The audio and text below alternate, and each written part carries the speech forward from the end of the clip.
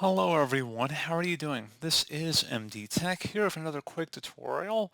In today's tutorial, I'm going to show you guys how to attempt to recover corrupt files from your USB flash drive or pen drive. So while nothing is guaranteed to work on a corrupted hard drive, depending on how severe it is, obviously, and how long the data has been gone, in today's tutorial, we're going to make a real attempt to try and recover data you may have on your flash drive. And everything we show in this tutorial is going to be, free. There's no paid options that are going to be explored in this video. Everything's going to be, just using basic built-in Windows utilities, as well as a third-party utility named Rakuva. And there is a paid version for that, but I always use the free version. So again, you can use a paid version of other software too, but I like keeping my tutorials free. I don't like adding any extra stuff to it. So pretty straightforward process, and we're going to go ahead and jump right into it. So we're going to start off by opening up File Explorer. If you want to search for it in the search menu, you can. Otherwise, just open up the taskbar icon and then select this PC on the left side. You want to right click on the drive that you're having the problems with. So the flash drive in our case is named new volume. Again, in your case, it might probably be something different. Go ahead and right click on it, and you want to select properties.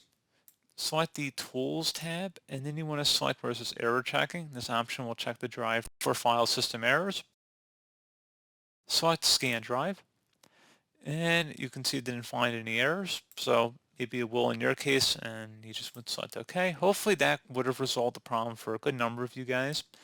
So something else we could try here as well, if we go onto a web browser, doesn't matter which one, I'm going to open up Google Chrome, and as I already said, I believe earlier in the video, I'm going to just go to Google and I'm going to type in Rakuva, download.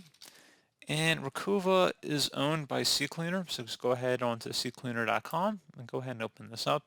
So notice there is a free and professional version. We're going to select the free version here and just give it a moment. And once it's done downloading, go ahead and open up the executable to run it. And just give it a moment here.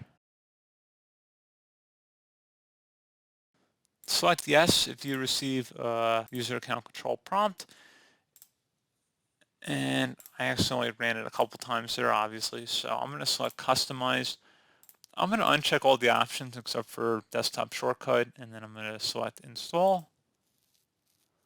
You can remove this program once we're done using it today. So anyway, we're going to select next, select all files, and then next again. Select in a specified location, select browse, and then navigate again to that drive you're having the problem with, which in our case is the new volume drive. So navigate to that directory and select OK, and then select next, and then select start.